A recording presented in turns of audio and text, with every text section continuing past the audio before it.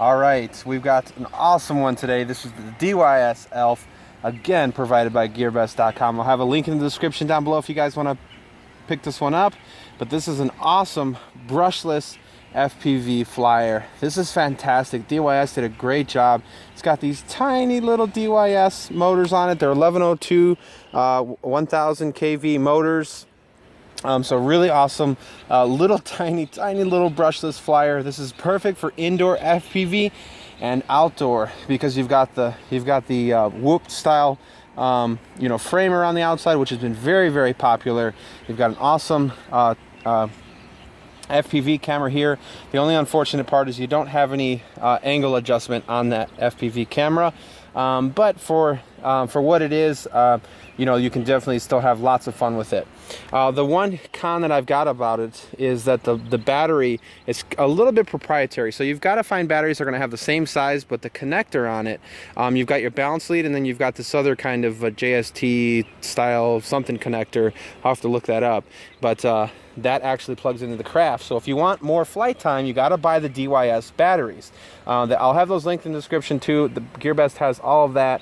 Unless you can change these connector types out, maybe using this in the wire to like a JST or something. But nonetheless, it's a 2-cell, 7.4 volt, 600 milliamp. It comes with extra set of spare propellers. They have two different versions available. They've got the ready to fly and they have the bind and fly. This is the ready to fly. This is DYS's transmitter. Really nice transmitter because it gives you some telemetry information. You also have telemetry in the FPV of this one as well. So just going over the transmitter itself. So obviously this is your throttle. This is going to be your yaw. You've got your pitch and your roll. Your switch A is going to be for arming and disarming the quad. Switch B is going to be for 3 different flight modes. The first mode is angled or self-leveling. Middle is horizon mode, so it lets you do flips but auto-corrects. And then the third is going to be full acro. The next switch is going to be for your telemetry information that comes up to your FPV screen. And then your last one is going to be your buzzer. So if you lose the guy, this has actually got a buzzer on it. So that's really awesome, especially how small it is. It'd be very easy to lose this quadcopter. So it's got some really nice frame. It's got a carbon fiber frame underneath the craft. You can see its little whip antenna for the video transmitter underneath there that it uses. So no antennas to have to worry about, and I found that flying around the house was actually very decent. So anyways, let's go ahead and hook this one up. We're going to plug in, or actually the first thing you need to do is make sure you've got all the switches up. You turn your transmitter on first, and then you're going to connect the craft, set it on a somewhat level surface. Got a lot of grass right there. I'm hoping I can get out of that. We'll do a little bit of line of sight. Oh, we just got out of the grass. Okay, so we'll do a little bit of line of sight with this guy just so you can see how it acts. And then of course we're gonna jump right into FPV. So here's our roll. Very peppy. Our pitch. I think my battery balance might be off a little bit. My reverse pitch is not coming back to me like I like right now. But very nice, sporty little flyer. Oh, it got away from me. Oh, definitely you can lose orientation. I don't recommend this one as a line of sight test as far as a line of sight flyer. This is made for FPV, but check that out. It's got a good tune to it. Feels very good. DYS did a nice job on this. Keeps getting away from me here. All right, let's go ahead and jump into some FPV flight and see how this thing really flies. 3. Okay, so let's go ahead and jump into the FPV flight and see how it goes. We arm the craft. We're in angled mode right now. But I've been flying this a lot. I need to get more batteries because this thing is a ton of fun. This awesome backyard flyer, around the house, around the trees, hopefully not in a tree. Shout out to my buddy Chris Walsh. He's got a YouTube channel. Check him out. I'll have his link in the description below. He got his whoop stuck in a tree. A very unfortunate situation that we go through. But the camera video quality is very nice. We've got a lot of light and low light situations here, and it's handling it very well. Very smooth. I find that when I bank real hard, I do get a little bit of like prop wash or something. I don't know, the props kind of shake a little bit.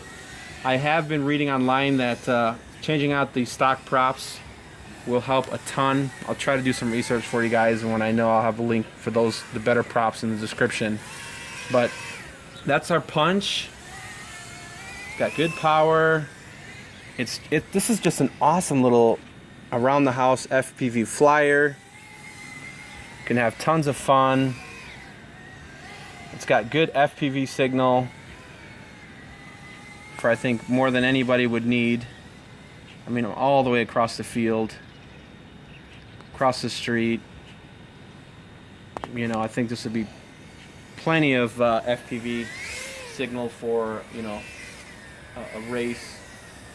And definitely a lot of fun around the house. I mean, just check this thing out. Look. Over the house. I mean, I'm on top of the garage. I've got the garage blocking me, and I've got great FPV signal. I've had some quads that I have not had that great of FPV signal with them, and I am having a really nice experience with this guy here. But check that out. Very smooth. Let's see if we can do some flips for you guys. We're going to go ahead and put this in horizon mode. So that should let me flip. And self levels out. Very nice. And I find you can actually do multiple flips with this too. See? Multiple flips with it. Very easily. I'm still learning acro. But this is a fun flyer. Really fun. Uh-oh. Lost signal.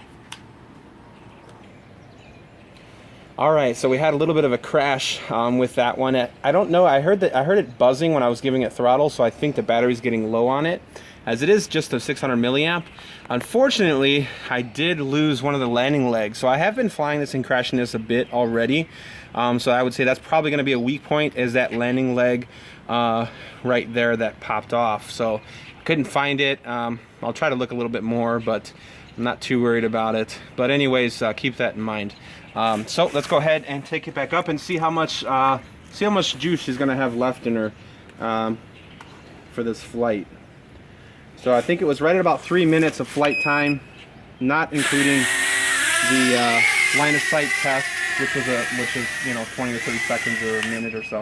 Whoops, my mistake. I disarmed the quad. That's part of the problem with having